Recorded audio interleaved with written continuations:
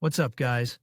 I'm Chad Barnes, and welcome to the channel. Here, it's all about real car talk, from simple fixes to smart driving tips and keeping your ride in top shape. If that sounds good to you, go ahead and give the video a thumbs up. Hit that subscribe button and make sure you watch all the way through. There's a lot of good stuff coming. Let's get to it. The Grandis was the successor of the Chariot lineup, which in the last, third generation, had just the Chariot Grandis version. By the early 2000s, the Japanese decided to get rid of the archaic name Chariot, and the successor, which appeared in 2003, received the name Grandis. The model was built on the same platform as Airtrek, known as Outlander in our country, and even received all-wheel drive. In Russia, however, Grandis was offered only in front-wheel drive version, but right-hand drive cars from Japan in small quantities are on sale. For example, at the time of writing the material on Avito, there were 18 all-wheel drive out of 106 copies. The minivan has not gained great popularity. Less than 150,000 copies were produced from 2003 to 2011. In the Russian Federation, annual sales were counted in hundreds, although for the segment of minivans it was very good, and the model kept among the leaders. Besides, prices against the background of competitors were quite acceptable. The basic 7-seat version cost about $1 million. And richer 6-seat variants with separate seats on the second row were $1.3 million. Today these cars cost half as much. Are they much worse? When it comes to the bodywork, it's certainly no better. Grandis resists corrosion approximately the same, as well as other Mitsubishi, though on a background of related Outlander still looks more decent. If a crossover can already surprise with rotten rear arches and sills, as well as fringe on the fifth door, minivans are usually better maintained, and it rarely comes to visible through corrosion. From the outside, you can usually see the typical problems: hood in red spots, swollen windshield frames, rust on the edges of the arches and pockets of corrosion on the fifth door, including the license plate recess. From firm features, it is possible to note rust appearing from under door handles. There it is borne in holes of fastening and on bolts. A more detailed inspection can reveal a whole other set of problems. If you remove the plastic covers of the sills, you will certainly find corrosion under them. In the worst variant, it can be deep and through. Without preventive care and processing, the sills rot through at the junction with rear arches, and often together with internal amplifiers. In the arches, it is worth examining the hidden cavities under the lockers. They are extensive, especially in front, where the dirt is packed into the cavity behind the fender and under the front fender. Well, the underbody should also be included in the mandatory program. It is especially worthwhile to examine the rear part, where the crossbar and the subframe mounting area are located. With body parts, the situation is ambiguous. Not all parts can be bought non-original, and the original is expensive. For example, for a new hood you will have to pay not less than $30,000, as well as for each front fender, but bumpers are available in non-original version for $10,000 each. The windshield is also not available, either frankly cheap variants for $6,000 to $7,000, or the original for $40,000. Headlights and at all non-original cannot be found, while even halogen ones cost from $40,000, and the price tag for factory xenon is six-figure. And beautiful diode headlights, which fell in love with buyers 15 years ago, will cost $30,000 each. Fortunately, the Grandis is not an Alfa Romeo Brera or Peugeot RCZ, so there are chances to buy something on a dismantling, at least foreign. Despite the commonality of the platform with Outlander, Grandis has its own suspensions. The front suspension is structurally similar. It is McPherson, but the rear suspension is also independent, but with diagonal arms. Accordingly, the most expensive here quite expectedly are the levers. For the original one it is necessary to give not less than $20,000, and for the non-original one twice less. However, for each joint it is possible to buy one of numerous variants of silent blocks, so if you wish, it is possible to rebuild iron with little blood. Shock absorbers are also inexpensive. KYB starts from $3,000, Bilstein from $6,000. Front suspension is also quite predictable by expenses. For example, the lower L-shaped arm in assembly can be bought for $5,000 to $9,000 instead of the original for $12,000, well, or $2,000. Do with replacement of silent blocks. Prices for shock absorbers are only a little higher than for rear ones, and expendables like stabilizer bars are frankly cheap. Brakes will not surprise you in any way. Here are applied disc mechanisms all around, but even despite the fact that they are not unified completely with other models of the company, the prices for elements are acceptable.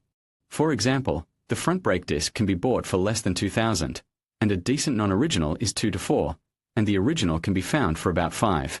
For rear non-ventilated discs, the price orders are the same, and brake pads, including drum pads for the parking brake, are inexpensive. It is worth checking the work of the front two-piston mechanisms for the absence of distortions, the work of the handbrake and their condition of hoses and lines. The rest can be inexpensively solved by yourself. Steering with hydraulic power steering is also its own, but it does not create difficulties. Yes, the price tag on the original rail in an assembly is six-figure, but the restored unit can be bought for standard 25 to 30,000 rubles, and to repair and that cheaper. Except that it is better to listen carefully to the GUR pump. A new one is available only original for 50,000, so that the noisy pump will have to be rebuilt, and there are REM kits on sale. As we already know, all left-hand drive minivans sold in Russia are strictly front-wheel drive, and only right-hand drive cars have all-wheel drive. However, if you agree to right-hand drive in the name of all-wheel drive, there is nothing to be afraid of. Grandis uses a standard scheme with electromagnetic multidisc clutch, which automatically connects the rear axle at slippage of the front axle. Accordingly, it is worth to examine the transfer case, more precisely, the angular reducer, condition of cardans and clutch, and also to inquire about periodicity of oil replacement in aggregates.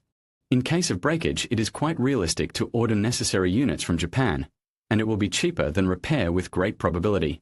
But buyers in Russia had a choice between manual and automatic transmission, though formal.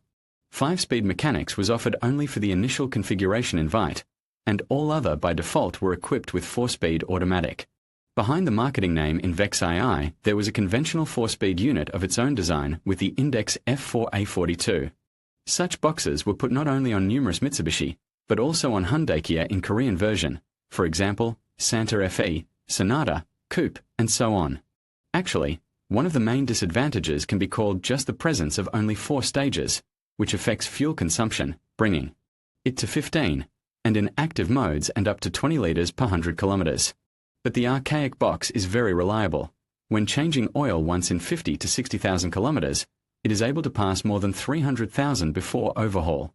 Taking into account the age and mileage far beyond 200,000, it is worth to find out about the terms of the last opening of the automatic transmission and the results of repair, and to prolong its life, you can add an external radiator. Grandis had only 2 engines, and in Russia only a gasoline 2.4-liter unit 4G69 of the not old Sirius family was offered. The unit is simple, even the camshaft and the blockhead is one, although there are 4 valves per cylinder.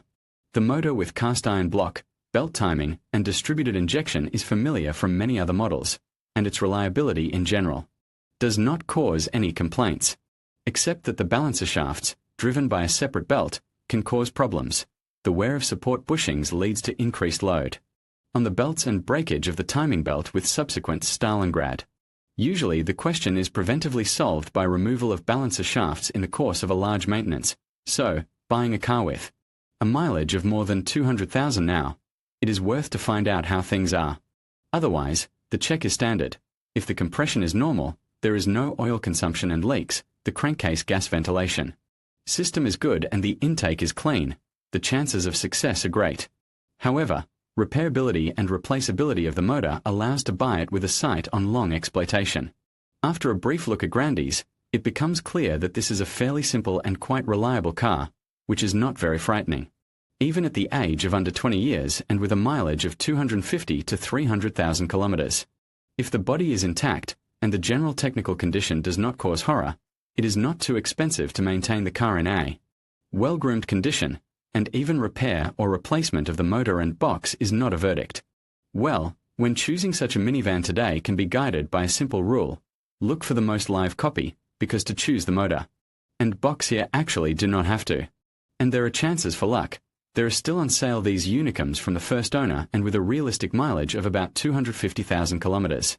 If Autoteca will confirm accident-free history and honesty of odometer readings and diagnostics, promises of the seller, then for 600,000 you can buy a large and practical car for several years.